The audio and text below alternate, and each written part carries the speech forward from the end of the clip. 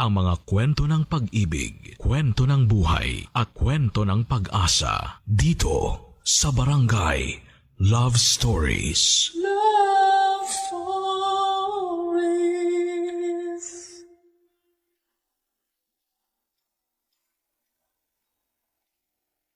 Lahat tayo ay umaasa at nag-aabang ng magandang love story na katulad sa mga palabas sa TV. Pero sa totoong buhay ay maraming balakid at problema pa ang kailangan nating pagdaanan para lamang makamit ang happily ever after na ating inaasahan. Ikaw, kabarangay, kumusta ang love story ng iyong buhay? Dear Papa Dudut, magandang araw po sa inyo. Bago po ang lahat ay gusto ko lang pong magpa-shoutout sa mga kasamahan ko sa Ukayan na nakikinig ngayon sa inyo. Ako po si Winnie, 28 years old at nagtatrabaho bilang bantay sa isang ukay-ukay store dito sa QC. Dalawang bagay lang po ang hilig ko sa buhay.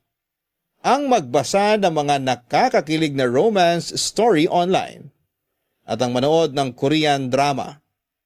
Nakahiligan ko ang mga ganitong bagay dahil sa fictional stories na lamang po kasi ako kinikilig. Mahirap pong kiligin ng isang tulad kong single dahil dati never ko pang naranasang magkaroon ng boyfriend.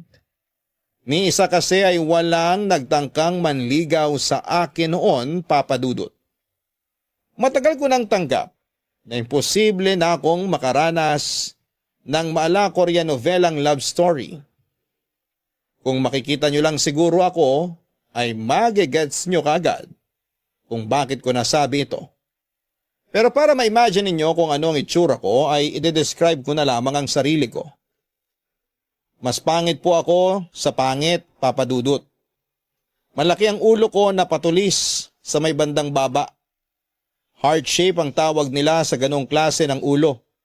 Pero sa kaso ko ay parang hindi ko mawari kung hugis puso ba o biniyak na buko yung sa akin. Malaki ang ilong ko, pinaghalong matangos na pango. May cheekbones naman ako kahit papaano pero ayaw patalo ng labi ko dahil araw-araw ay para itong namamaga. Nadaig pa ang pato. Kung akala ninyo ay tapos na ako, sa pagde-describe sa itsura ko ay wait, there's more. May bungi ako sa harap ng ngipin ko. Tuwing umingiti tuloy ako ay sumisilip ang dila ko.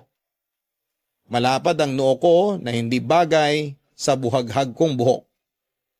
Ang malala pa po ay hindi na nga maganda ang hulma ng mukha ko. Ay may malaki pa akong peklad sa kanang pisngi na nakuha ko noong bata pa ako. Mabuti na lamang at pinagpala ko pagdating sa mga mata ko. Dahil yun lang ang katangi-tanging maganda sa mukha ko. Kaya naman naging best friend ko na ang face mask. Bago pa man nauso yun noong pandemic ay matagal na akong gumagamit ng face mask. Dahil tuwing suot ko ito ay saka lang ako nagkakaroon ng confidence. Papa Dudut, ako ang Diyosa ng mga pangit at proud po ako doon. Kahit ano pa man ang sabihin sa akin ng mga tao.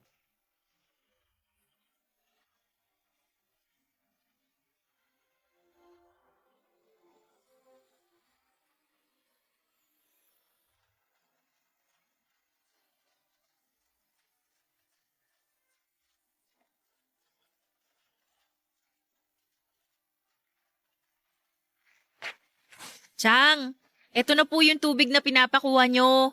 Tubig na malamig, kasing lamig ng asawa nyong nang iwan sa inyo. Anong sabi mo? Joke lang po. Si Chang naman hindi na mabihiro. Ang sarap ng malamig na tubig. Akala ko po ba pupunta kayo sa simbahan ngayon? Ay, hindi na ako tumuloy. Sumasakit itong tuhod ko eh. Ayan, signs of aging na po yan. Sayang naman, di tuloy mababawasan ang kasalanan nyo. Joke ulit. Baka magalit na naman kayo. Hoy, yung bunganga mo talaga, parang ipinaglihisa pala ka tuwing tag-ulan. Hindi matigil sa kakukokak. Oh, ano naman nangyari dyan sa mukha mo? Oh, napansin niyo po? May bagong bili po akong foundation. Kaso masyadong maputi kumpara sa skin tone ko. Online ko lang naman kasi binili kaya hindi pantay ang kulay ko ngayon. Pero maganda naman po, di ba? Nako, nag-aaksaya ka lang ng pera. Hindi mo na kailangan ng foundation. Talaga? Bakit po? Kasi maganda na ako? Hindi. Kasi kahit anong foundation ang itapal mo dyan sa pagmumukha mo, ay hindi ka nagaganda. Kaya naman sayang lang ang pera mo sa pagbili ng mga makeup na yan. Grabe naman si Cha, parang hindi tayo magkamag-anak ah. Kapag sinabihan mo akong pangit, para mo na rin sinabing pangit ka rin. Excuse me, sa kabilang side ka ng pamilya mo nagmana, no? Hindi sa amin. Hindi ka titing na ganda, wala ka naman nakuha sa dugo namin eh. Masyado lang kasing mataas yung standards nyo. Ang ganda, depende yan sa tao. Tsaka hindi lang sa panlabas na anyo nakikita ang ganda ng isang tao, kundi sa kabutihang loob din. Ay sus! Yung mga linyahan mo, linyahan ng mga pangit. Ay naku, Chong, negative na talaga ang points nyo sa langit. Feeling ko kailangan nyo na talagang magsimba ngayong araw. Kasi baka mamaya, tubuan na kayo ng sungay dyan. Anong sabi mo? Halika nga rito, parang... Aray! Ayan, Tuhod ko, 50 pa lang kayo pero kinakarma na kayo. Massage ko kayo, gusto nyo? Ikaw, kung hindi ka lang talaga anak ng kapatid ko, matagal na kitang pinalayas dito! Naku, Chang, kahit hindi nyo man sabihin, alam kong mahal na mahal nyo ko. Ganyan naman talaga yung mga kontrabida eh. Kunwari galit sa bida, pero in the end, may tinatago rin palang pusong mamon. Ilang beses ko na yung napanood sa Korean drama. Hala, amin na yung paa nyo, masahihin ko na. Ang plastic mo talaga? O sige, hilutin mo nga itong tuhod ko para may ambag ka naman. Papahilot din naman pala, nagpapakipot pa. Patong nyo na po yung paa nyo rito sa binti ko. Ah, Alam nyo, Chang, mabuti na po yung plastic. At least, mahirap mabulok. Kesa naman yung iba dyan, buhay pa, nabubulok na. ikaw yung mukhang nabubulok. Pareho kayo ng hulma ni Imaw sa Encantadia. Hala, masawig nyo po kaya yun. Pareho na kayong maraming wrinkles. Aray, biro lang naman eh. Kumakatadyak parang hindi nirarayuma. Isaran mo na yung bunganga mo. Gusto ko magpahinga. Kabutihang asal na nga lang ikagaganda mo, pati yun, wala ka pa. Mabuti naman po ako eh. Sa piling tao nga lang. Shh! Tumahimik ka na, matutulog ako. Okay po. Sleep well.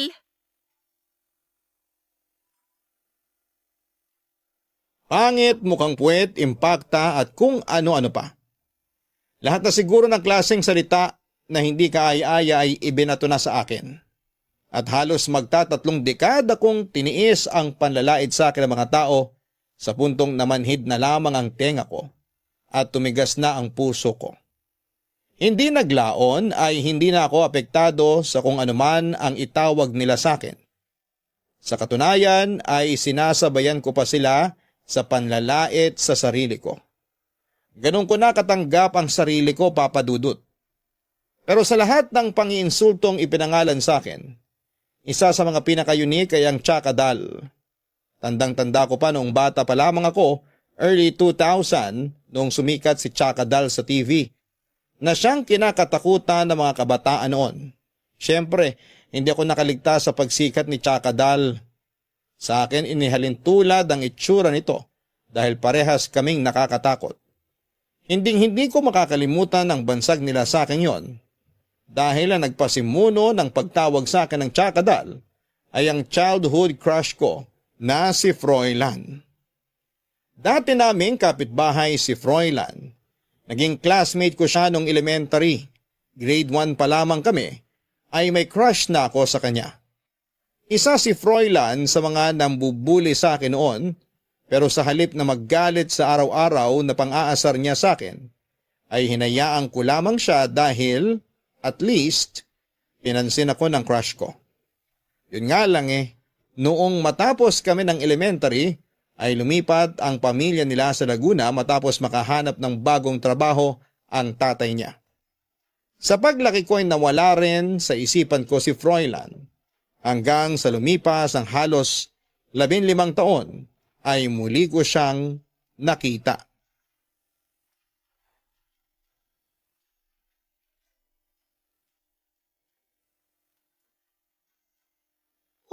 grabe. Ang init ngayon.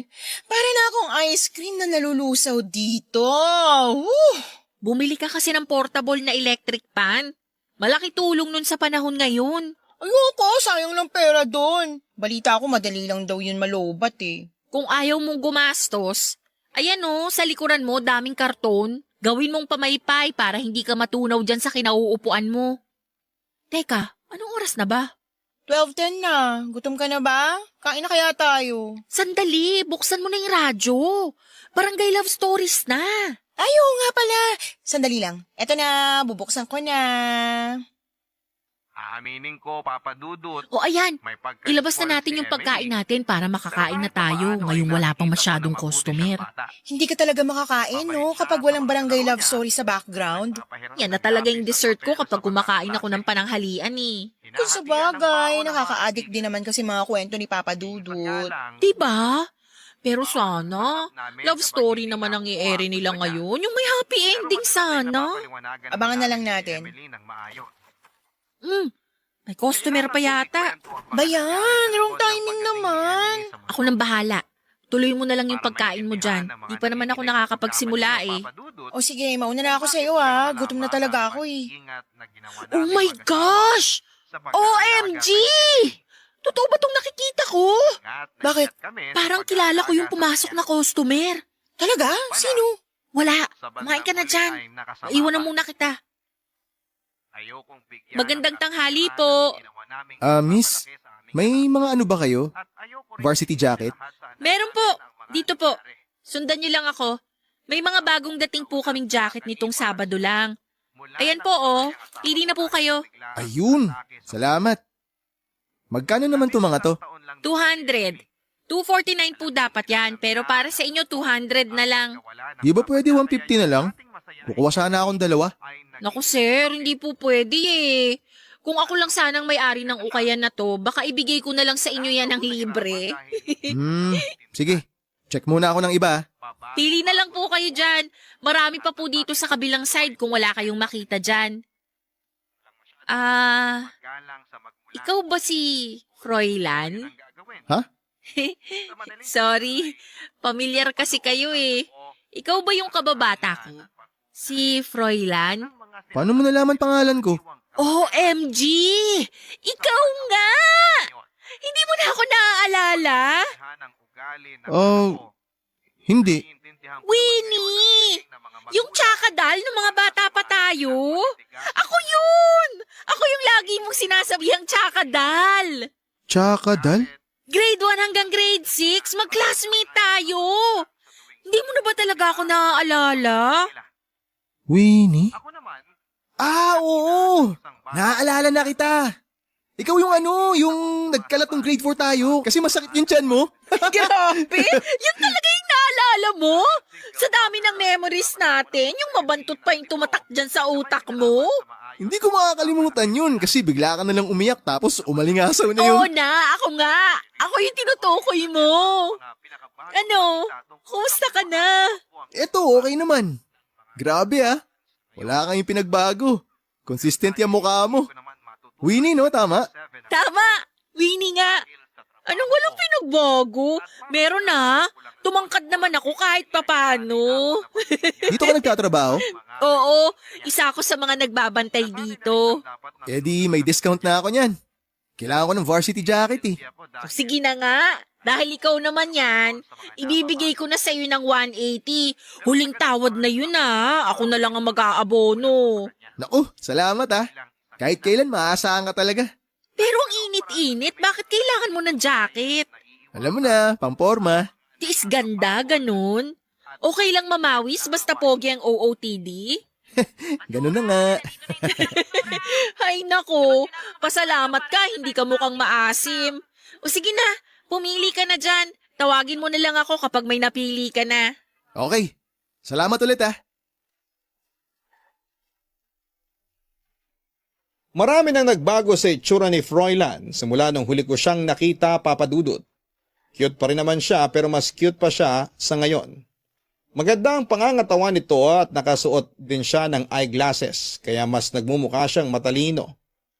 Nakakakit pa rin ang mga ngiti nito na parang laging nasa toothpaste commercial. In short, mas gumwapo pa siya noong tumanda siya. Bilang isang hopeless romantic na nilamon ng mga Korean drama love stories, hindi ko na naiwasang mag-imagine kung saan mapupunta ang muling pagkikita namin yon. Yun po ang sakit ko, Papa Dudut. May pagka-feeling main character ako. Bawat pangyayari sa buhay ko ay inahalin tulad ko sa mga Korean drama na napapanood ko. Katulad na lamang ng muling pagkikita namin ni Froilan. Naisip ko na baka sign na yon ni Destiny para ituloy ang love story namin ni Froilan na hindi natuloy noong mga bata pa lamang kami. Sa maikling oras ng pag-uusap namin ni Froilan ay isang linggo akong kinilig dahil siya lang ang naging laman ng isipan ko. Siya ang bumida sa imagination ko kung saan ay kunwari nililigawan niya ako at dinedate sa mga mamahaling restaurant. Ganun pa ako kadilulu, Papa Dudut. Kapag walang customer sa ukayan ay lagi akong nagdi-daydreaming na biglang papasok si Froilan sa pwesto namin para ayain niya akong makipag-date sa kanya. Dahil sa mga ganong senaryo na iniisip ko ay hindi ko tuloy maiwasang mag-abang sa pagbabalik niya. Umasa ako na ngayong kilala na ulit niya ako ay babalikan niya ako para makipagkaibigan ulit. Yun nga lang ay hindi na naulit pa na bumalik pa si Froilan sa ukayan namin, Papa Dudut.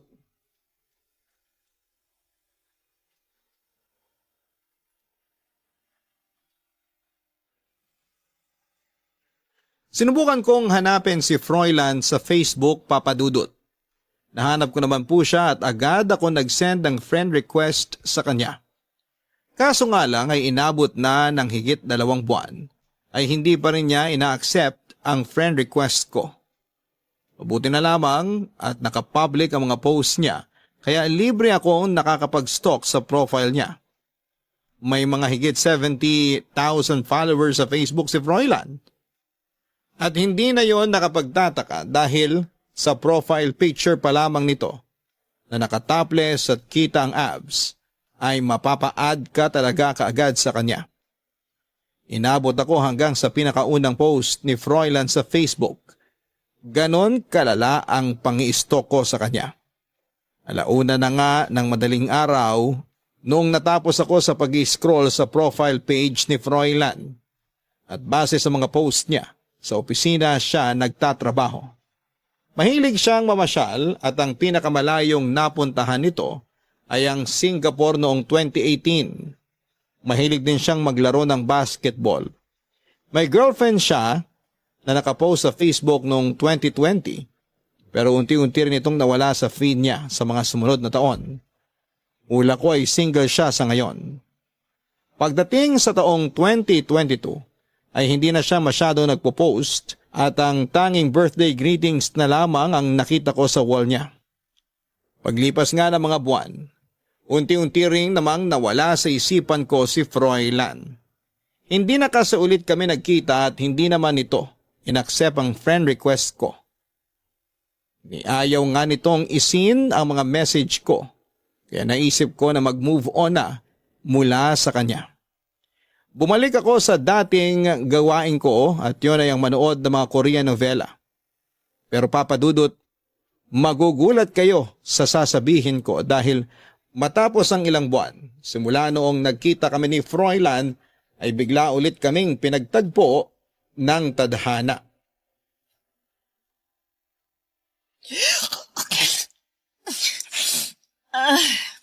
Parang tatrangkasuhin yata ako. Sabi ko naman sa'yo kahapon pa uminom ka na agad ng gamot para hindi na lumalayan eh. Ayaw mong makinig, ayan tuloy. Kung bakit ba kasi paiba-iba ang panahon? Sobrang init tapos biglang uulan. Huy, iba na talagang panahon ngayon. Senyales na yan ng global warming, kaya dapat save Mother Earth na tayo. Pwede bang mas mauna na ako umuwi sa'yo? Total 10 minutes na lang, magsasara na naman tayo. O sige, mauna ka nang umuwi, ako nang bahala rito. Baka mamaya abutan ka na naman ng ulan sa daan. O teka, may payong ka ba? Wala. Ayan, sabi ko magdala kasi ng payong eh. Kunin mo na lang yung payong ko. Nakasabit yun sa tabi ng pinto. Uy, salamat. Hulog ka talaga ng langit. O siya, mauna na ako ha. O sige, mag-ingat ka pa uwi ah. Ikaw rin. Magsara ka na agad para makauwi ka na rin. Oo, mag-aayos na ako. Uwing-uwi na rin ako eh. Tsaka may K-drama pa akong papanoorin sa bahay. Ayan na naman si ate ko na adik sa K-drama. Sige na, babay na. Bawi ako sa'yo next time, promise. O sige na, umuwi ka na. Ay, makapagligpit na nga para makauwi na rin. Oh, ba't ka bumalik? Excuse me po sir, magsasara na po kami. Shh! Huwag ka maingay. Froilan? Anong nangyari? Ba't pawis na pawis ka? Patago mo na rito ha. May humahabol sa akin eh. Humahabol? Sinong humahabol sa'yo? Sandali, patayin ko lang yung ilaw para hindi sila pumasok dito. Halika, maupo ka nga muna rito sa tabi ko. Magtago ka rin para di ka nila makita. Teka lang, eto na. Ano bang nangyari? Bakit may humahabol sa'yo? Natalo kami sa basketball eh. O tapos, pagkatapos ng basketball, tagu-taguan naman yung laro nyo, ganun? Hindi, yung pusta kasi na napalalunan ng kalaban namin. Tinangay nung kasama ko. Ngayon, kami yung pinag-ahanap. Bakit kasi kayo pusta ng pusta? Kipit ka ba? Hindi ba pwedeng maglaro na lang kayo ng basketball nang walang halong sugal? Mas masarap kasi maglaro kapag may nakataya eh. Sugarol ka pala eh. Ano ba mapapala mo dyan? Para ka tuloy wanted na pinaghahanap. Di ko naman kasalanan yun eh. Hindi naman ako kumuha ng pera. Nadamay lang ako. Nandyan pa kaya sila? Sandali, iche-check ko lang. Teka, wag! Dito ka muna! O, sige. Anong gagawin natin dito? Tutunga nga. Palipasin na muna natin yung oras. Okay lang ba? Okay lang naman. Di naman ako nagmamadali. Dito ka muna magtago kahit 1 oras pa kung gusto mo. Pasensya na kung naistorbo pa kita ah. Wala yun. Wala naman akong gagawin sa bahay eh. Salamat. Tsaka dal. Hello? Hindi na ako get over? Totoo ba talaga na tsaka dal tawag ko sa'yo noon? Oo, tsaka dal. Galing yun sa sikat na horror sa GMA noon. Sabi mo nga, kamukha ko yun kasi pareho kaming manipis ang kilay tsaka pareho kaming bansot. Di ko na maalala. Ang gara, ang bully ko pala nun. Sorry kung ganun yung ugali ko ng mga bata tayo. Okay lang, bata pa lang naman tayo eh. Akala natin katuwaan lang ang lahat kahit na minsan, nakakasakit na pala tayo ng damdamin ng iba. Galit na galit ka siguro sa akin nun. Hindi sanay na ako dun. Natuwa nga ako eh, kasi may bago akong nickname. Wala tayong masyadong memories nung bata pa tayo, no? Wala nga. Hindi naman tayo magkaibigan nun eh. Saka mo lang ako naaalala kapag gusto mo akong pagtripan. Naalala mo pa talaga yung mga yun? Parang ang laki pala ng kasalanan ko sa'yo ng mga bata pa tayo. Hindi naman. Naaalala kita sa ibang dahilan. Anong dahilan naman? Wala, kalimutan mo na yon. Halika na, wala na yata yung mga humahabol sa'yo. Sandali, sigurado ka ba? Oo, gusto mo ihatid pa kita sa inyo eh. Matatakot yung mga yun sa akin. Makikita nila si Tsakadal.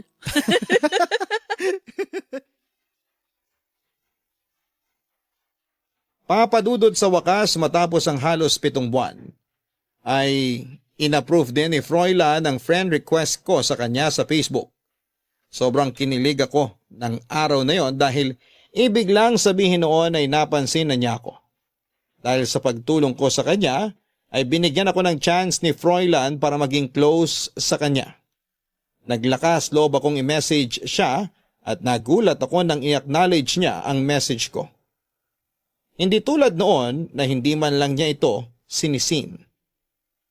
Dahil pa ang teenager na first time makaramdam ng first love. Kahit na medyo mabagal siyang mag-reply ay halos araw-araw kami kung mag-usap noon sa chat. Minsan ay inaabot ng 8 hours bago siya mag-reply. Pero naiintindihan ko naman yon dahil may work siya at may sariling buhay din naman siya. Mahaba naman ang pasensya ko kaya willing ako mag-antay sa mga reply niya. Basta ang importante para sa akin ay nagpapatuloy ang komunikasyon naming dalawa. Hindi ko rin po kasi hinahayaan na matapos ang kwentuhan namin sa chat. Kahit na mga karaniwang one-liner lang ang reply niya, ay nag-iisip agad ako ng panibagong topic para may pag-usapan ulit kami. Papadudot si Froilan ay parang kape na nakaka-addict. Tuwing nakikita ko ang notification ng reply niya ay biglang nabubuhay ang dugo ko. Kahit napagod ako, sa maghapong pagbabantay sa ukayan ay bigla na lamang gumaganda ang araw ko. Ganon kalala ang impact ni Froilan sa akin, Papadudot. Minsan nga ay napapansin na rin ang katrabaho kong si Cheng na para kong baliw na mag-isang nakangiti sa kawalan tuwing nag-i-imagine ako tungkol sa amin ni Froilan. Hindi ko rin kasi maiwasan noong mag-daydream sa future namin ni Froilan. At yun ang minamanifest ko noon, ang magkatuluyang kaming dalawa, Papadudot.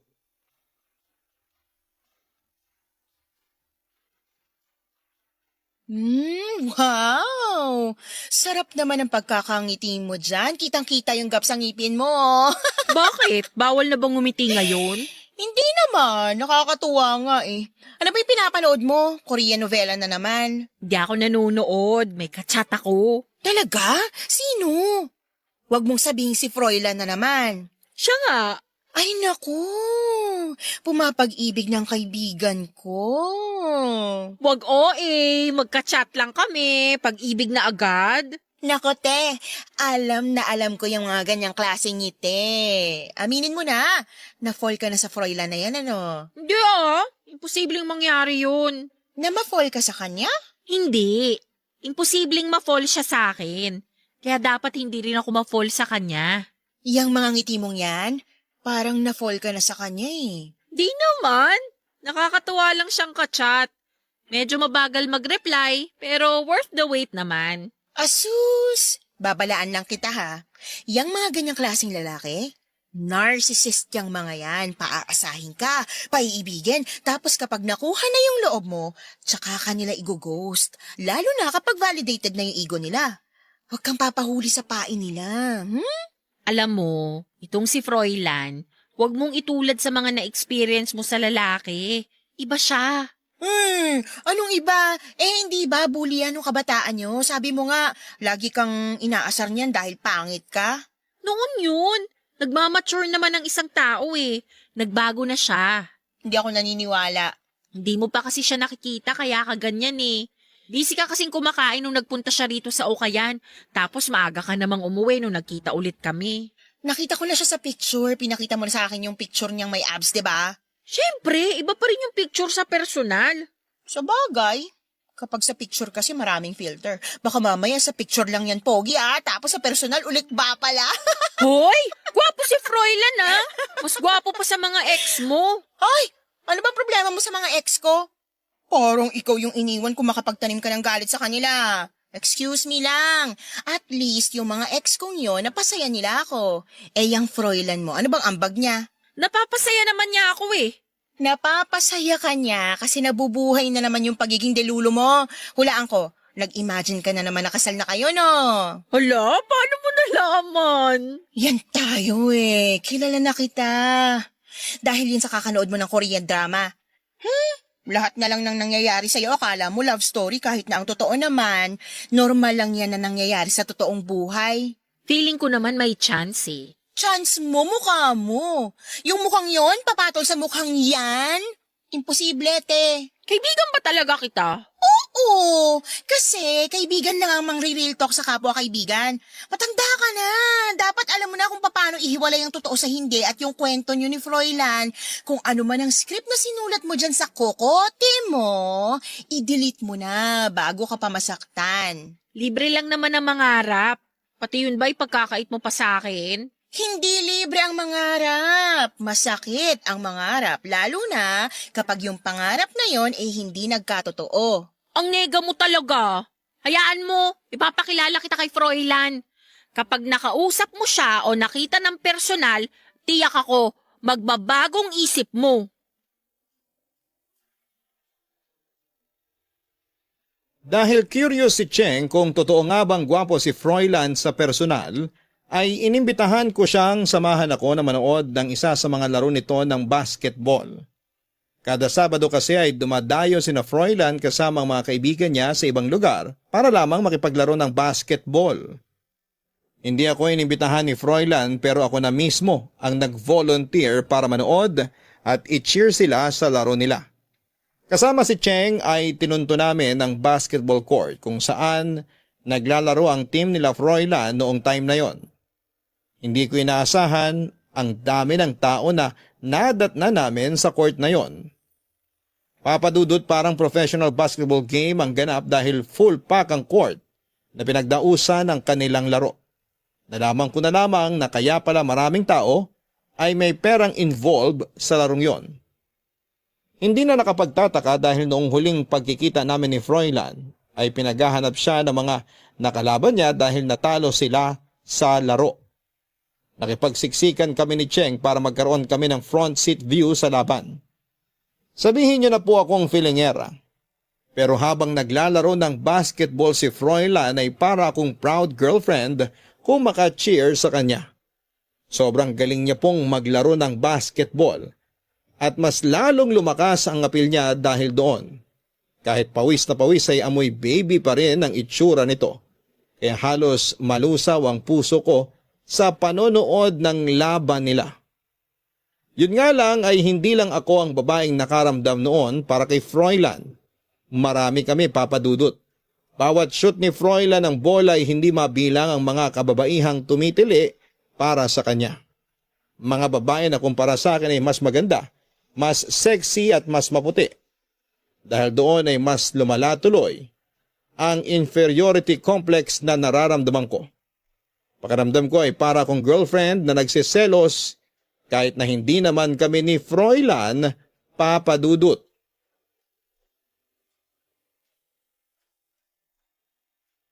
Papadudot, aaminin ko na nasira ang mood ko noon dahil sa mga babaeng daig pa ang kinakatay na baboy kung makatili kay Froilan. Mas pinili na lamang naming umuwi ni Cheng noong araw na yon. Isa pa ay umaambo na at malayo pa ang uuwian namin, kaya hindi namin tinapos pa ang laro. Saka ko na lang nabalitaan kay Froilan na natalo sila kasama ang malaking halaga ng pera na ipinusta nila. Hinanap daw ako ni Froilan matapos ang laban nila dahil nagsabi ako sa kanya na manonood ako. Na-disappoint daw siya na hindi niya ako nakita dahil noong time na yon ay kailangan daw niya ng makakausap. Dahil pakiramdam niya ay siya ang dahilan kung bakit natalo ang team nila. Sobrang laki ng pagsisisi ko na maaga kaming umuwi ng araw na yon. Ganon pa man ay bumawi naman kagad ako kay Froilan. Noong gabing yon ay inaya ko siya na kumain ng pares sa labas at pumayag naman siya. Hanggang ng mga oras na yon ay hindi ako makapaniwala na ang lalaking tinitilian ng mga kababaihan sa basketball court ay kasama ko mismong kumain ng pares. Parang date na nga po ang nangyari sa amin. Ako nga lang yun ang libre pero okay lang po yun, papadudot. Para akong naglalakad sa ulap ng mga oras na kasama ko si Froilan. Katulad sa mga napapanood kong Korean novela, magkatabi kaming naglalakad papuntang Parisan sa ilalim ng maliwanag at bilog na buwan. Maingay nga lang sa kalyeng nilalakaran namin pero hindi ko na yon pinansin dahil mas malakas pa ang tibok ng puso ko kesa sa ingay ng mga tao at sasakyang nakapaligid sa amin. Nang gabing yon ay mas kinilala pa namin ni Froilan ang isa't isa.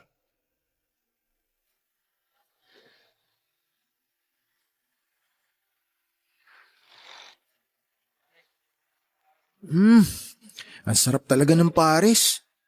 Grabe, ngayon ko lang napansin na ang tagal ko na palang hindi nakakatikim nito. Sarap ba? Sabi na eh. Sabaw lang kailangan mo ngayon para umokay ka. Salamat, sinamahan mo ako ngayon. Hindi ko pa kasi trip umuwi. Bakit naman? Boring ba sa bahay nyo? Hindi naman sa boring pero nakakapanghina ng loob. Talaga? Bakit naman? Para bang pagpasok ko pa lang sa pinto, kung ano man yung nararamdaman ko ng mga oras na yun, bago ako pumasok, napapalitan agad ng inis tsaka pagod. Wala ba sa ayos ang pamilya nyo ngayon? Sa pagkakatanda ko, kaya kayo lumipat nung bata pa lang tayo kasi may bagong trabaho yung tatay mo, di ba? Hindi ganun na nangyari. Lumipat kami kasi maghihiwalay na sina mama at papa nun. Naiwan ako sa tatay ko tapos nakapag-asawa siya ng bago. Nagkaroon ako ng 2 half-sisters tsaka ng madrasta. Oh, ganun palang nangyari. Pero bakit mo naman nasabi na nakakalungkot ang buhay mo, kasama ang pamilya mo? Teka, paano ko ba i-explain? Yung parang hindi ko ramdam na pamilya ko sila. Simula kasi nung nagkaroon ng bagong asawa si Papa, parang naitsapuera na lang ako. Sinubukan kong hanapin si Mama noon pero kahit siya may bago na ring pamilya. Yung pamilya ko noon, nagkanya-kanya. Tapos, naiwan ako mag-isa. Ang lungkot naman pala ng nangyari sa'yo. Hindi lang halata, no? Pero alam mo, tuwing umuwi ako sa bahay, wala man lang nagtatanong kung kumain na ba ako, kung kumusta ba ako. Matanda na raw kasi ako eh. Kaya ko na raw sarili ko. Akala ko nga kaya ko yun pero narealize ko na kahit matanda ka na pala, kailangan mo pa rin ng comfort mula sa ibang tao. Kahit may magtanong man lang sana kung okay lang ba ako o kung kumusta ba ako. Kasi ang hirap pala ng feeling na marami kang kasama araw-araw pero pakiramdam mo naman parang mag-isa ka pa rin. Alam mo, gets kita. Gets na gets ko yung nararamdaman mo. Bakit? Naranasan mo na rin ba yung ganon? Oo naman, since birth. Nakikita mo ba tong peklat sa pisngi ko? Oo, nung bata pa lang tayo, meron na yan eh. Kagagawan to ng tatay ko. Talaga? Paano nangyari yun? Yung nanay ko kasi, battered wife. Tatay ko naman, lasenggo. Lagi silang nag-aaway noon. Kung ano man yung pinag-aawayan nila gabi-gabi, di ko na matandaan kasi bata pa lang naman ako noon. Ilang taon ka nun? 5 years old. Basta ang naaalala ko lang, kapag may nagsisigawan na, ibig sabihin nun, nag-aaway na naman ang nanay at tatay ko. One time, umuwi si tatay na lasing. Hindi ko makakalimutan yon kasi sobrang gutom na ako nun eh. Wala kaming bigas, walang ulam, as in wala talaga. Merong isang tinapay kaming pinaghatian ni nanay, bigay ng kapitbahay namin. Kahit matigas na, yun ang kinain namin. Pagka-uwi ni tatay, away agad sila ni nanay. Ang sunod na naaalala ko na lang, may hawak ng kutsilyo si nanay. Bata ako nun ah. Imagine mo yung trauma ko habang pinapanood ko yung magulang ko na nagrarambol ng ganun. O tapos, anong ginawa mo? Mahal ko sila pareho eh. Ayoko may masaktan sa kanila. Kaya habang nag-aagawan sila sa kutsilyo, sinubukan ko silang pigilan. Yung kutsilyo, dumuplis sa mukha ko. Nagpanik si nanay, tapos nakuha ni tatay yung kutsilyo. Sunod na nangyari, nakahiga na si nanay sa tabi ko. Duguan, wala nang buhay. Grabe. Ang lala pala nang nangyari sa'yo. Pumanaw si nanay, nakulong naman si tatay. Napunta ako sa tiyahin ko. Doon na tayo nagkakilala. Tapos, pinapahirapan ko pa buhay mo sa school araw-araw, kakatukso ko sa'yo. Sorry ha. Past is past, wala na yun sa akin. Marunong akong magpatawad at madali lang akong makalimot. Kaya ako masaya ngayon eh, kasi wala akong bitbit na sama ng loob. Wala akong itinatagong galit. Kasi lahat ng taong may atraso sa akin, napatawad ko na. Yun ang sikreto ng masayang buhay. Nakaka-inspire ka naman. Chill, ako lang to. Ako na magbabayad nito. Alam mo sa totoo lang, ikaw ang dapat na ilibre ko. Kasi, sinamahan mo ako ngayon. Talaga? Salamat.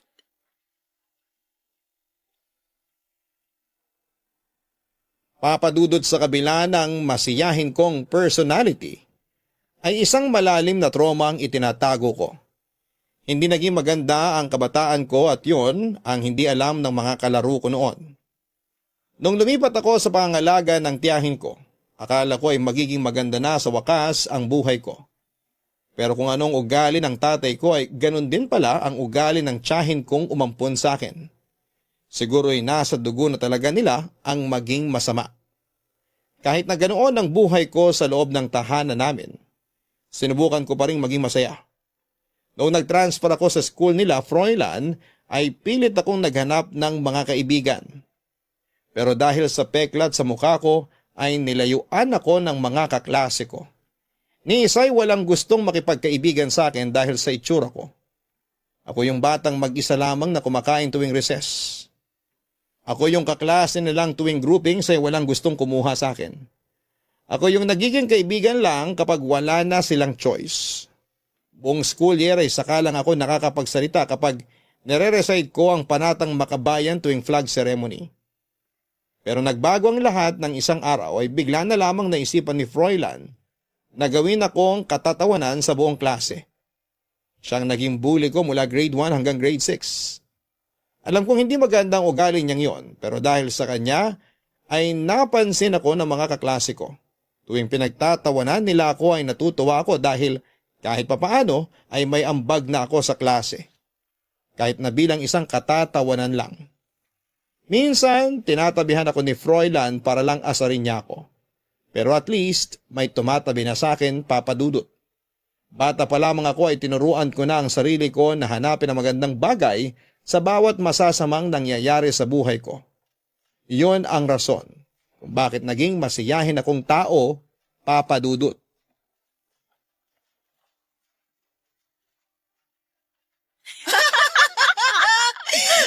Kahit kailan talaga sira ulo ka. O bakit? Tama naman ako ah. Walang magiging maganda sa mundong to kung walang pangit. Kaya magpasalamat kayo sa aming mga pangit. Kasi kaya lang kayo maganda dahil sa amin. Oo na, nakuha ko na yung punto mo. Pero huwag ka namang masyadong harsh sa sarili mo, te. Kaya ka nilalait kasi ikaw mismo nang lalait sa sarili mo eh. Naku, inuunahan ko na sila. Alam mo, kapag tanggap mo na talaga ang katotohanan, hindi ka na masasaktan pa sa panlalait sa'yo ng mga tao. Pangit naman talaga ako eh. Pati sa mga mata ko mismo, pangit ako. Sumasang-ayon lang ako sa mundo. Hindi ikaw yung standard ng kagandahan, oo. Pero may tao rin namang makaka-appreciate sa ganda mo. Lahat tayo may tinatagong ganda. Ayun lang. Yung akin matagal nang nakatago. Kahit sa ang anggulo ka pa tumingin, hindi mo talaga makikita yung gandang sinasabi mo. Subjective kasi ang ganda. Subjective! Nasa tao yan kung paano nila i-define yung kagandahan. Ako, nagagandahan ako kay Marian Rivera pero sabi mo mas maganda si Carla Abellana. Doon pa lang, iba-iba na tayo ng definisyon ng maganda. Kaya huwag mong lahatin. Pangit ka man sa paningin ng iba, may iba rin na magandang tingin sa'yo. Te, wag mo na akong bulahin. Baka tumaas yung delusional level ko kapag sinakyang ko yung pambobola mo. Alam mo naman ako, madali lang paikutin. Speaking of paikutin, kumusta na kayo ni Froilan? O ano namang connect ng pambobola kay Froilan? Sinasabi mo ba na inuuto ako ng tao? Bola! Basketball! Di ba mahilig maglaro ng basketball si Froilan? Yun ang connection nila. Ikaw talaga, kung ano-anong iniisip mo. Ay, akala ko naman. Ikaw kasi medyo hater ka ni Froilan eh. Kasi naman may something talaga sa Froilan na yan. Parang pinapaasa ka lang eh. Anong pinaasa? Walang umaasa sa amin kaya wala ring pinapaasa. Ano tawag sa sitwasyon nyo ngayon? Wala. Magkaibigan. Magkausap. Araw-araw? Gabi-gabi? Magkaibigan tayo, pero hindi naman tayo naabot ng gabi sa pagchatsata. Hindi mo rin hiningitaan yung mga message ko sa'yo. Iba naman kasi yun. Iba talaga, kasi hindi mo naman ako gusto, no? Si Froilan type mo, crush mo, mahal mo. Yon ang pinagkaiba namin. Grabe naman, mahal agad. O bakit, hindi ba totoo? Well, mahal ko ng slight. Kita mo na, tama ako. Kasi naman, tignan mo yung mga chat niya sa akin. Sobrang caring niya. Dati ang boring ng usapan namin.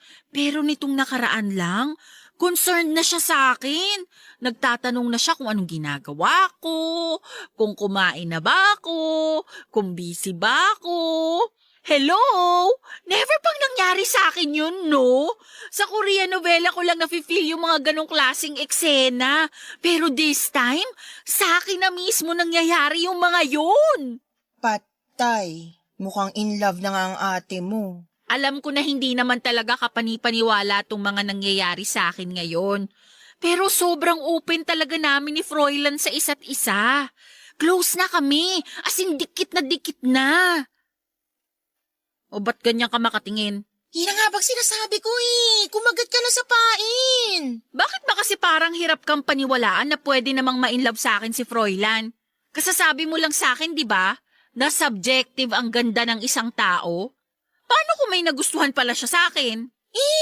Si Froilan yun. Gwapong tao kaya exception yun sa mga sinabi ko. Sus! Nagsiselos ka lang ata na hindi ikaw yung bet niya eh. Sorry, pero hindi ako nagsiselos. Concerned lang ako sa'yo. Bago ka maging concerned, suportahan mo na lang muna ako. Gaano ka ba talaga ka-sure dyan? Feeling ko lang. Malakas yung kutob ko. Parang sa Korean novela lang. Langit siya, lupa ako, pero nakatadhana pala kami sa isa't isa. Ganun naman yung mga love story sa K-drama eh.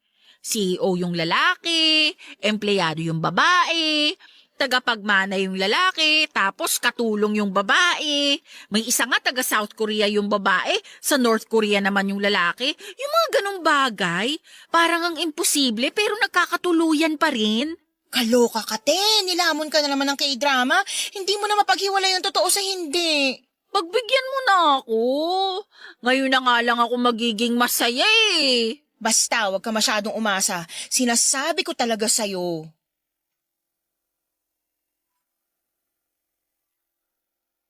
Actually, aware naman po ako, Papa Dudut, na milagro na lamang ang makapagbibigay sa akin ng boyfriend. Mas milagro na naman kapag ang boyfriend na yon ay magiging si Froilan. Mahirap din naman talagang paniwalaan na nahuhulog sa akin ang loob ng isang katulad niya. Alam kong imposibleng mangyari pero hindi rin naman siguro masamang mangarap. Buong buhay ko ay puro pasakit na lamang ang pinagdaanan ko kaya para mapasaya ang sarili ko ay hindi naman po siguro bawal ang mag-daydream ng mga bagay na marahil ay hindi ko makakamit sa totoong buhay. At kahit sa imagination ko lang ito maranasan, ay okay na. Hindi naman po ako ganun kabuwang para umasang magkakatuluyan nga kami ni Froilan. Masaya na ako na magkaibigan kaming dalawa. At kahit papaano ay meron kaming communication. Sa pagdaan ng mga buwan, ay nagpatuloy ang pag-uusap namin ni Froilan online. Hindi ko inaasahan na magtatagal ng ganon ang pagkakaibigan naming dalawa.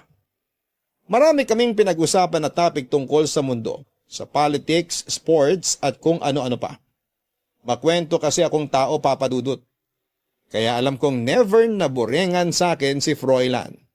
Sa pagkakataong yon ay mas lumalim pa ang pagkakagusto ko kay Froilan sa puntong hindi ko na mapaghiwalay ang reality sa fiction. Dahil sa kaadikan ko sa mga Korean drama ay hindi ko maiwasang maging assuming.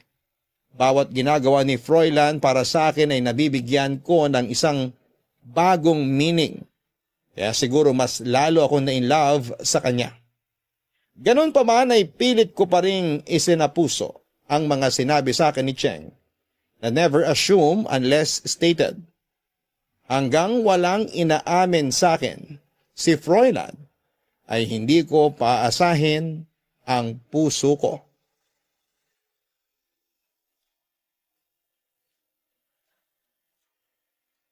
Papadudot sa buong pagsasama namin ni Froilan bilang magkaibigan, naihiwalay ko pa rin naman noon ang pagiging delusional ko at pagiging assuming. Kapag kasi delusional, lagi lang akong nagde-daydream ng mga bagay na magpapasaya sa buhay ko. Isa sa mga laman ng daydream ko ay yung ikinakasal kami ni Froilan. Alam kong sa imagination ko lang yon mangyayari. Pero kapag naging assuming ako, ibig sabihin noon ay umaasa akong may mangyari sa amin. At yun ang mahirap kapag nag-expect na ako. Pero ang kinakatakutan ko ay nangyari nga, Papadudut. Mula sa pagiging dilulo ay nagsimula akong maging assuming. Ano ba naman kasi kakaiba na ang pagiging sweet sa akin ni Froilan noon. Parang bawat ginagawa nito ay may laman. Kaya naman nag-expect ako na may something na talaga sa amin. Hindi ko maiwasang isipin yon dahil sobrang open na sa akin ni Froilan noon sa puntong lahat ng katago-tago nitong sikreto ay nababanggit na niya sa akin. Ako ang naging comfort zone ni Froilan. Ako ang naging bagsakan niya ng mga problema niya sa buhay lalo na sa kanyang pamilya. Naging willing naman ako sa ganong setup namin at kapalit noon ay mas tumibay pa ang loyalty namin sa isa't isa. Ilang beses akong attempt na magtanong kay Froilan kung ano nga ba ang meron sa amin noon. Nahihiya kasi ako magsabi sa kanya na may nararamdaman akong pagmamahal para sa kanya dahil baka magmukha akong desperada. Pero ang kagustuhan na gusto kong malaman ay kusa na lamang dumating nang naaksidente ako habang pauwi sa trabaho. Na-sidesweep ako ng isang motor at si Froilan ang pinakaunang tao na dumalaw sa akin.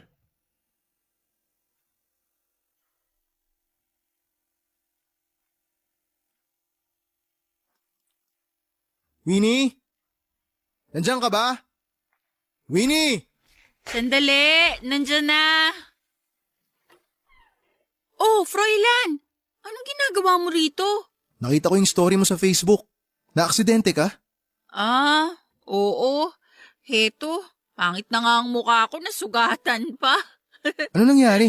Paano ka naaksidente? Hala, concern na concern ka ah. Sandali, dito tayo sa labas. Nagsishesta si Chang. Sara ko na tong pinto ha, baka magising natin siya eh. Ganito kasi yung nangyari. Nasagi ako ng motor kagabi habang pauwi galing trabaho. Kaya heto, puro galos ang katawan. Wala namang malalang nangyari sa'yo. Nagpa-check up ka na ba sa ospital? Di na, sayang lang yung pera. Okay naman na ako. Yung nakasagasa sa'yo, dapat pinagbayad mo sila. Aksidente naman yung nangyari eh. Tsaka hindi ako nasagasaan. Nasagi lang. Medyo aanga-anga rin kasi ako nung oras na yun eh. Kaya parang kasalanan ko talaga. Tsaka sila rin sumemplang. Kaya itzatay kami. Mabuti pa ipatingin mo na yan sa ospital. Yang sugat dyan sa braso mo, ang lala oh. Baka ma-impeksyon yan. Uy, chill ka lang. Alalang-alala ka naman masyado. Baka mamaya mainlove ako sa'yo niyan. Nagbibiro ka pa dyan, nag-aalala na nga ako sa'yo. Hala, seryoso ah. Ako lang to, no? Alam mo Winnie, problema kasi sa'yo, lahat na lang ginagawa mong biro. Sige na nga, maiwan na kita. Mukhang okay ka naman pala eh. Wala siya, tampo agad. Hoy, sandali lang, Froilan. Ano? Bakit naman galit ka? I-appreciate mo naman kasi yung mga taong concerned sa'yo. Hindi yung ginagawa mong katatawanan lahat. Magseryoso ka naman minsan. Wala namang magbabago kapag nagseryoso ako eh. Kailan ba ako sineryoso ng mga tao? Itong ginagawa ko ngayon, hindi ba to seryoso? So kapag sinabi ko pala na may gusto ako sa'yo, hindi mo rin seseryosohin. Gusto mo ako? Uwe, di nga.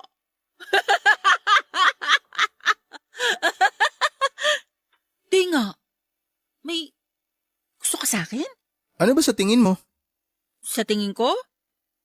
Sa tingin ko, nananaginip lang ako kasi itong nangyayari ngayon, sa panaginip lang to pwedeng magkatotoo eh. Kurutin mo nga ako kung nananaginip lang ako. Bahala ka nga dyan. Uy, sandali, Froilan. Teka lang. Walkout ka naman ng walkout? Hindi lang ako makapaniwala sa sinabi mo. Totoo nga. Totoong may gusto ka sa akin? Sinabi ko na nga eh. Ano bang gusto mong gawin ko? Ipa-billboard ko pa? Ano namang nagustuhan mo sa akin? Ang pangit-pangit ko. Hindi ka pangit. Pinaniniwala mo lang ang sarili mo na pangit ka, kaya ganyang kababa ang tingin mo sa sarili mo. Maganda ka, Winnie. Mabuti kang tao. Maganda ang ugali mo. Gustong gusto ko na napaka-positive mo.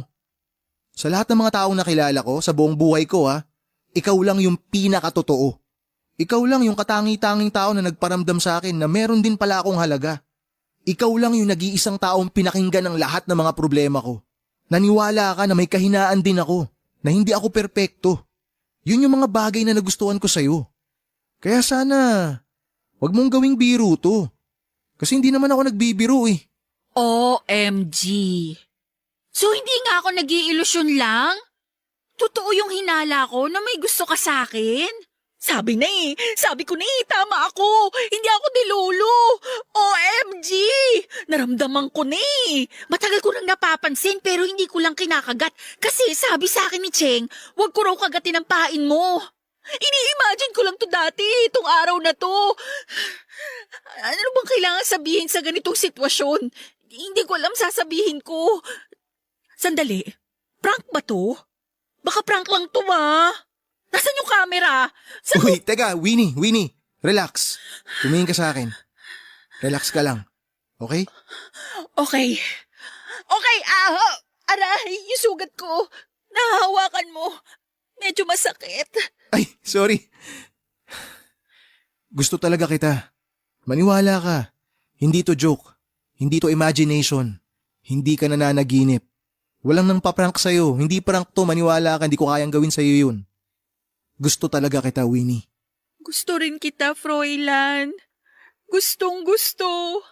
Matagal na. Mabuti naman, pareho tayo ng nararamdaman. Masaya ako malaman na may gusto ka rin pala sa akin.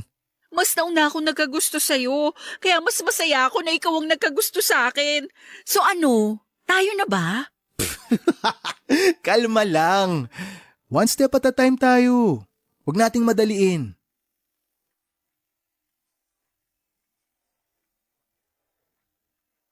"26 years. Yan ang haba ng panahon na inantay ko para sa wakas ay maranasan ko na rin ang malaki dramang takbo ng buhay ko. Sa unang pagkakataon ay naranasan ko rin kung papaano ang umibig at ibigin ng isang tao. Sa unang pagkakataon ay naramdaman ko rin ang totoong kilig na dati saka ko lang nararamdaman tuwing nanonood ako ng Korean novela. Sa haba ng panahon ay tanggap ko na noon na wala na talagang taong magkakagusto sa akin. Kaya nung biglang nagpakita ng motibo si Froilan ay nahirapan akong paniwalaan ito. Akala ko ay pinaprank lamang niya ako. Para kasing hindi ka panipaniwala ang mga nangyayari noon pero totoo yon, Papa Dudut. Totoong totoo. Wala na dapat akong karapatang magpakipot pero may karapatan akong alagaan ng puso ko. Kaya naman naghanap muna ako ng pruweba na may gusto talaga sa akin si Froilan. Hinayaan ko siyang manligaw sa akin para masigurado kong totoo nga na umiibig siya sa akin. Yun ang ginawa ni Froilan sa loob ng halos 1 buwan.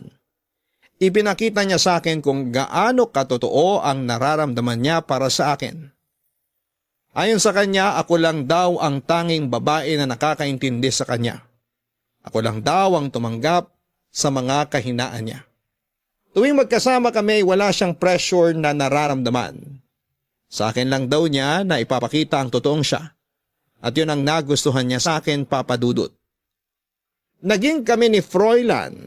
Ang dating ini-imagine ko lamang ay nagkatotoo. Tunay ngang love is blind. Dahil sa kabila ng itsura ko, ay napaibig ko ang isang katulad niya. Kung ako man ay hirap paniwalaan na boyfriend ko na si Froilan, mas hirap naman yung paniwalaan ng mga taong nakakakilala sa akin. Lalo na ang tiyahin ko na katulad ko ay hindi umaasang magkaka-love life pa ako, Papa Dudut. Uy, te, baka naman busy lang si Froilan kaya hindi siya naka-attend dito sa birthday ni Chiang Myla. Hindi eh. Nag-promise siya na pupunta siya rito anumang mangyari. Sabi ko kasi sa kanya na ipapakilala ko na siya kay Chang eh. Nag-promise naman pala eh. O, ano pang ginagawa mo rito sa may pinto? Kanina ka pa nag-aantay, wala naman nangyayari. Alam mo, kumain ka na muna kasi mauubusan ka na ng handa. Okay lang, mauna ka nang kumain. Kanina pa ako tapos, naka-round 2 na nga ako eh. Nakauwi na rin talaga yung ibang bisita. Subukan mo kaya siyang tawagan. Kanina ko pa siya tinatawagan pero hindi siya online. Papunta na yun dito, magtiwala ka lang sa kanya. Paano kung may nangyari na pala sa kanya? Paano kung na-aksidente na pala siya habang papunta rito? Paano kung bigla na lang siya natauhan tapos hindi niya na ako gusto? Ayan na naman tayo sa mga imagination mo eh. Relax ka lang, okay? Hoy, Winnie, ano bang ginagawa niyo dyan? Halika nga rito, maghugas ka ng plato. Wala nang gagamitin yung mga bisita natin, oh. Tulungan ko na po kayo, Chang. Ako na maghuhugas. Bakit? Ano bang problema nitong babaeng ito? Bakit kanina ka pa aligaga dyan, ha, Winnie? Inaantay kasi niya yung boyfriend niyang 3 oras ng late. May boyfriend ka? Kailan pa? Nako, Chang, magugulat kayo. Sobrang gwapo ng boyfriend nitong si Winnie. Sus! Naniwala ka naman. Isa ka rin ututo eh, no? Sino naman magkakagusto dyan? Maliban na lang kung may sira sa tuktok yung tao. Chang, problemahin nyo na lang po yung mga bisita nyo. Baka maubusan kayo ng pansit dyan. I-chismis pa kayo na kulang-kulang ang mga handa ninyo. Huwag nyo nang alalahanin yung boyfriend ko. Ipapakilala ko siya sa inyo pagkarating niya. Kung may darating, ilusyonada ka talaga, no? Ala, sige na. Magugas ka na ng pinggan doon. Uy, totoo po. Nakita ko na yung boyfriend ni Winnie. Isa ka pa. Pareho kayong ilusyonada. Tulungan nyo na lang ako doon. May mga parating pa akong bisita. Oh, baka si Froilan na yan. Wait lang, kumusta ang itsura ko? Hindi naman ako mukhang hulas, no? Carry na yan. Fresh ka pa rin naman tingnan. Matagal ka ng hulas. Tiyang naman, basag trip ka eh. Pagbukas ko ng pinto, magugulat na lang talaga kayo. Eto na, bubuksan ko na. Froilan, kanina pa kita hinihintay. Anong nangyari? Sorry, na-late ako ha. May dinaanan pa kasi ako eh. Halika, pumasok ka na. Salamat. Chang! Ito po yung sinasabi namin ni Cheng na boyfriend ko. Si Froilan. Froilan, itong Chanda Romero look-alike na niluma na ng panahon, siya ang tiyahin ko. Si Chang Myla. Siya ang birthday girl ngayon. Tapos itong si Cheng, magkakilala na kayo, di ba? Oo. Hello! Hello, Cheng. Tita, magandang hapon po. Happy birthday po sa inyo. Nagdala po ako ng bulaklak. Heto, para sa inyo po to. Aww, ang sweet naman. Salamat ha. Winnie, di mo naman nasabi sa akin na ang ganda pala ng tita mo. May pinagmanahan ka. Ano? Hoy, hindi siya nagmana sa akin ano? Halika na, kumain ka na. Marami pa kaming handa. Ayun, sakto. Gutom na ako. Winnie, ilabas mo yung magagandang plato ha. Pati na rin yung nakatagong Bake Mac. Ipakain mo dito sa boyfriend mo para naman hindi nakakahiya. Opo, heto na. On the way na. Froilan, halika na. Kumain na tayo. Sige. Ano, Chang? Pogi, no? Pogi nga. Oy, ang tanong, paano siya nakabingwit ng ganong kagwapong lalaki? Gumamit ba siya ng karunungang itim? Ay nako, iba ang kamandag ng nag-iisang Winnie.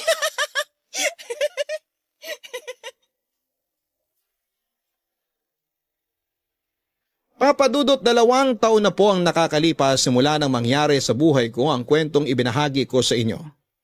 Isa yon sa mga hindi ko makakalimutang parte ng buhay ko dahil first time kong umibig ng isang tao. Kung tatanungin ninyo ako kung ano nga bang update sa amin ni Froilan ngayon, sa kasamang palad ay hiwalay na po kaming dalawa. Tumagal lamang po ng 4 na buwan ang relasyon namin. Agad din siyang nakahanap ng panibagong babaeng inibig niya. Isang babae na mas nababagay sa kanya. Labis akong nasaktan sa mga nangyaring hiwalayan sa pagitan namin ni Froilan, pero katulad nga ng nakasanayan ko, kaya kong maghanap ng magandang bagay sa mga masasamang pangyayari sa buhay ko. Hindi man kami ang endgame ay at least nagkaroon ako ng chance na maging boyfriend siya. Nagkaroon ako ng chance na magkaroon ng love life. Naranasan kong maging bida sa sarili kong kwento. Hindi ako galit kay Froilan na iniwan niya ako.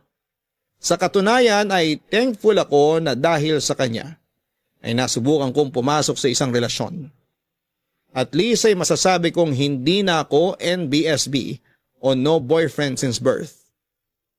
Sa ngayon ay nananatili pa rin akong single pero hindi na katulad ng dati na wala akong tiwala sa sarili ko.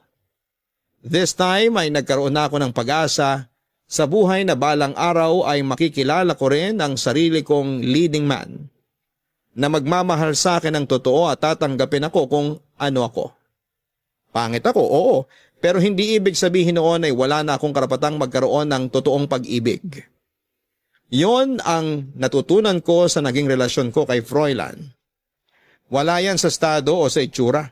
Lahat tayo ay may chance na magkaroon ng sarili nating kwentong pag-ibig na tulad sa mga Korean novela.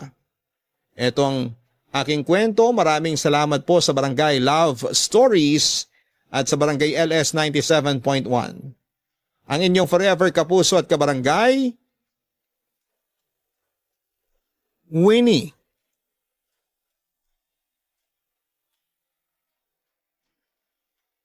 Beauty is in the eye of the beholder, ika nga nila.